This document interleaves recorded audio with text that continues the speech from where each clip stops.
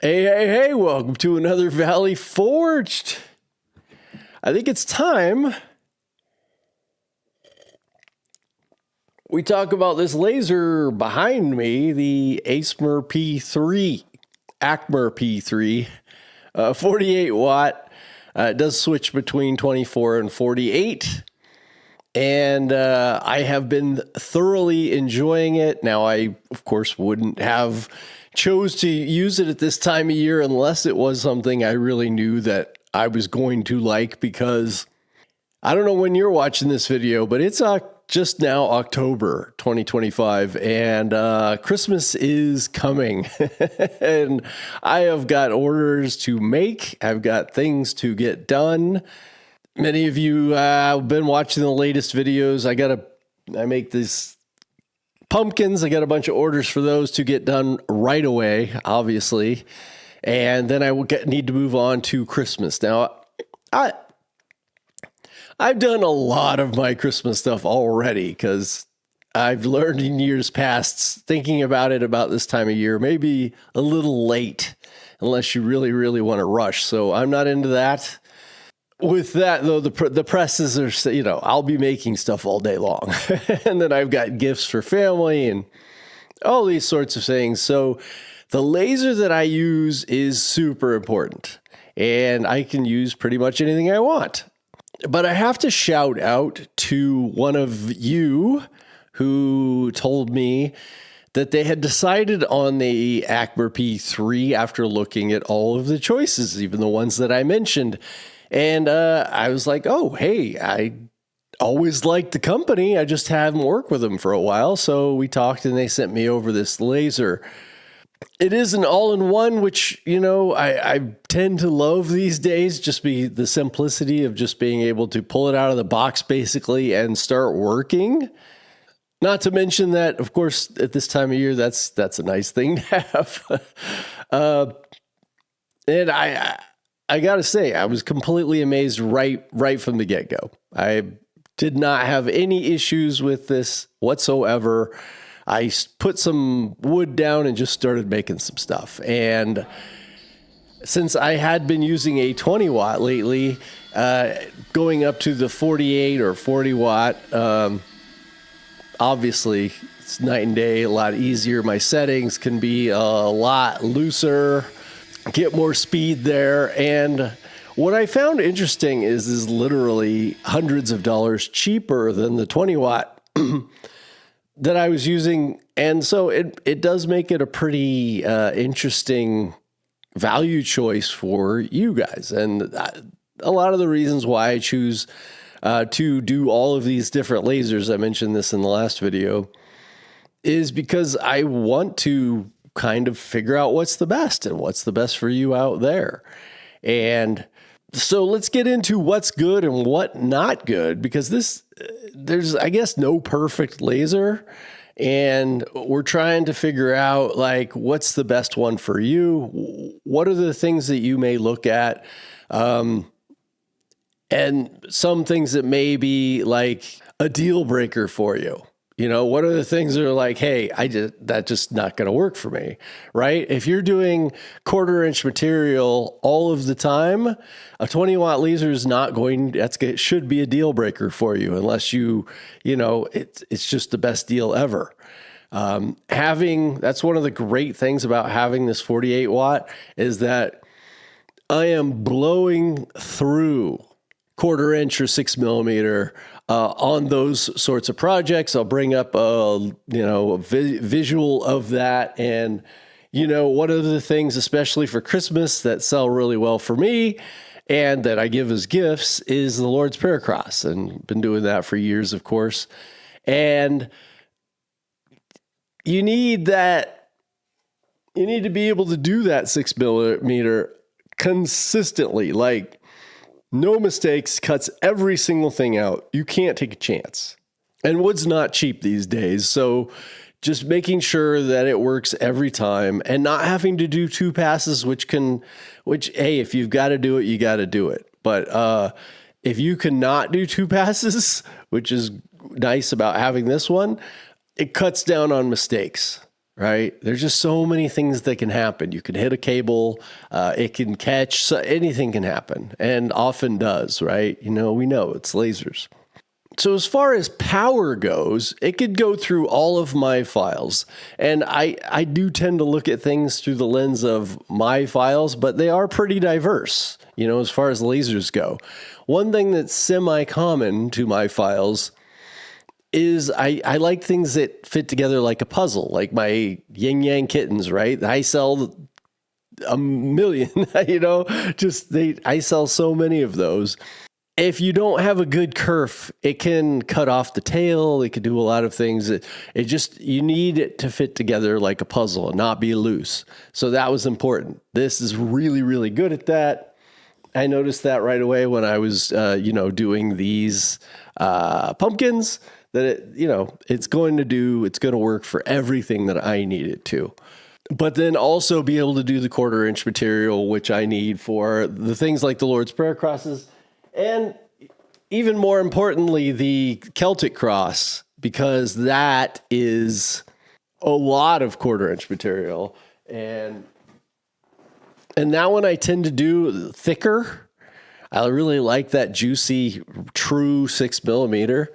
And to be able to do that is really helpful. I will get to some negatives here pretty soon. Believe me, it's not all just perfect. There is no perfect laser, like I said. Some of the other positives I've run into, of course, is it's on right now, and the fan totally turns off. It's silent. Very much love that about this laser. The lens doesn't get dirty very easy. After all the work that I've done on it, I looked at it and, there was just a tiny little bit of buildup there.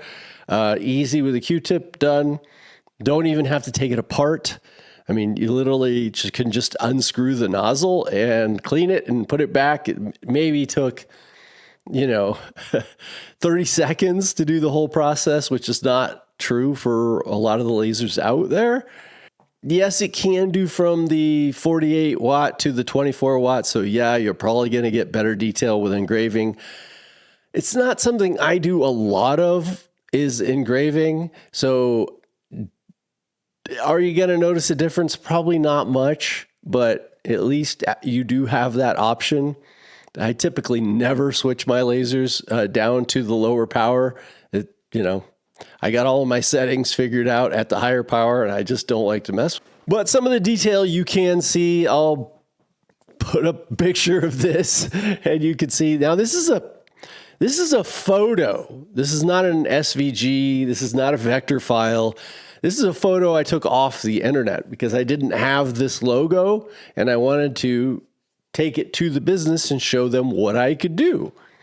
And sometimes you do that. I do that with my bottle opener sometimes as well. Bars and restaurants, I'll just put their logo on it, take it to them, and oftentimes it will get me some sales. So you can see the detail is fantastic. I mean, this is my first shot. I did no testing, anything. This is one of the first things I made. And, it's extremely detailed for a photo taken off the internet. I didn't do a lot of work to it because, again, engraving really isn't my forte. But hey, you got to know how to do the basics, right? If you're going to run a laser business.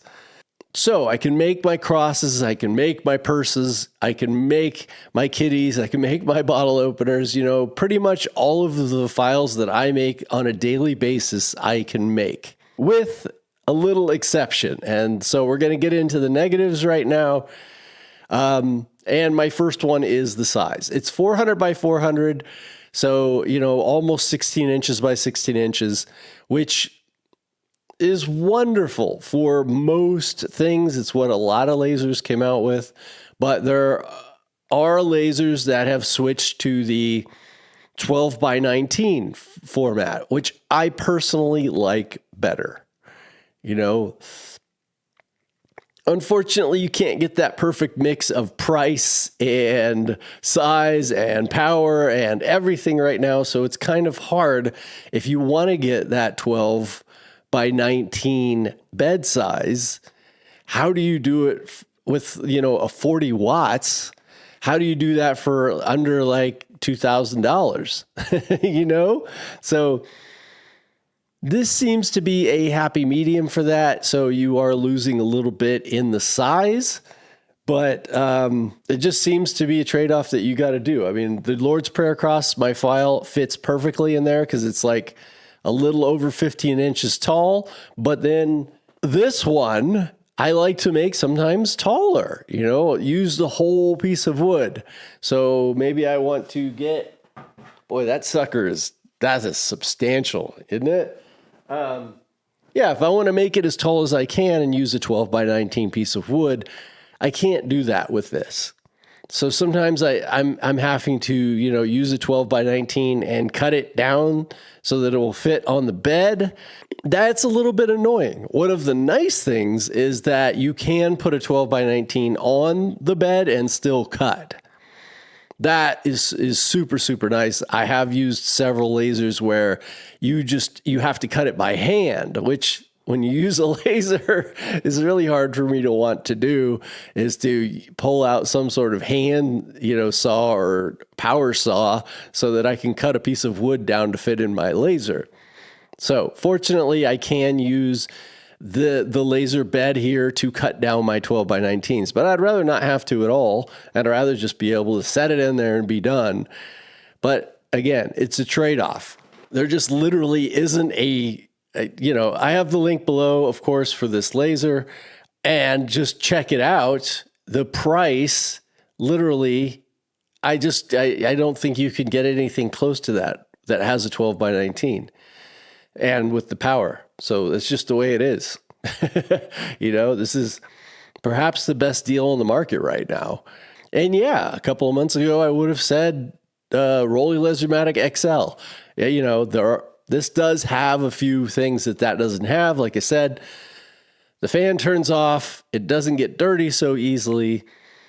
It has more power, which makes a huge difference if you're going to be doing 1/4 inch.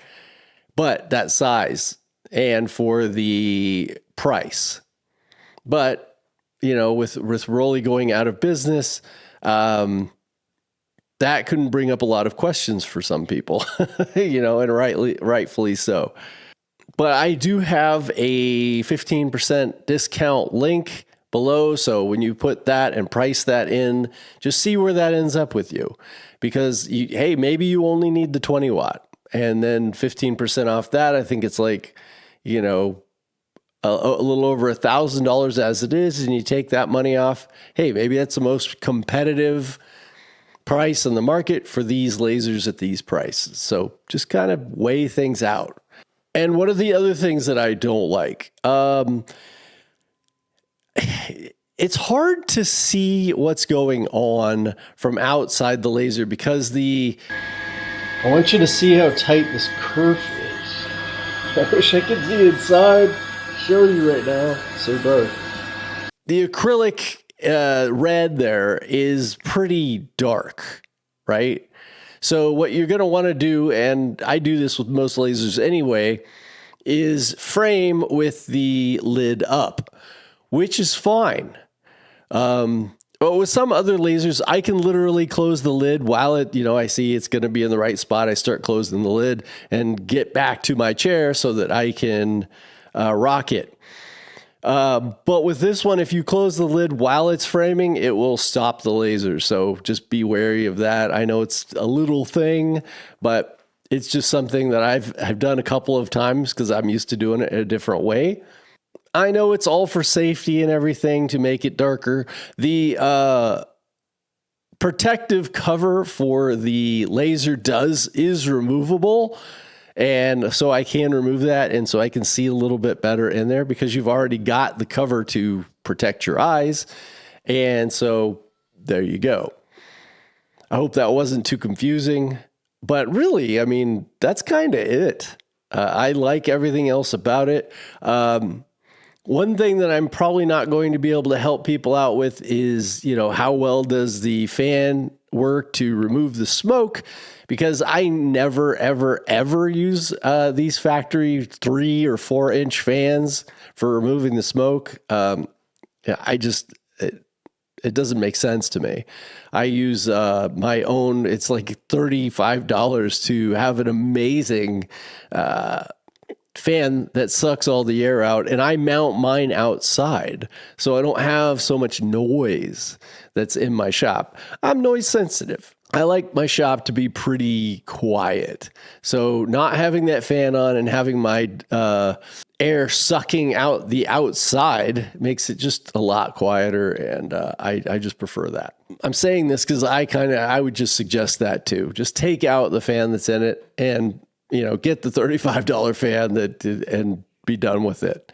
But this does have amazing air assist that is controlled through Lightburn and everything. So that it's just got all of the features that I like, and it's got the power I like.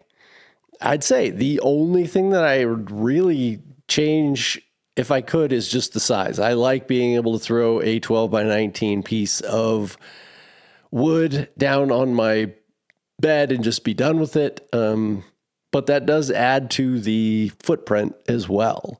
But overall, thank you for my viewer who ended up buying this and ended up getting me to try it. And I'm very happy with it. Very, very happy. So this will be kind of my laser for my Christmas stuff. I would highly suggest that if you are in the market for a laser, that you take a look at this one and use my discount link, obviously. And I don't think you're going to be disappointed. And that's kind of important for the lasers that I recommend. I want you all to be happy out there. So please leave a comment. Let me know. Have you checked this laser out?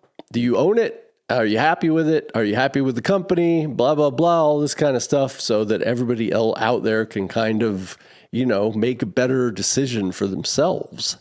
And I will get back to work, and I'll see you in the next one. Love y'all.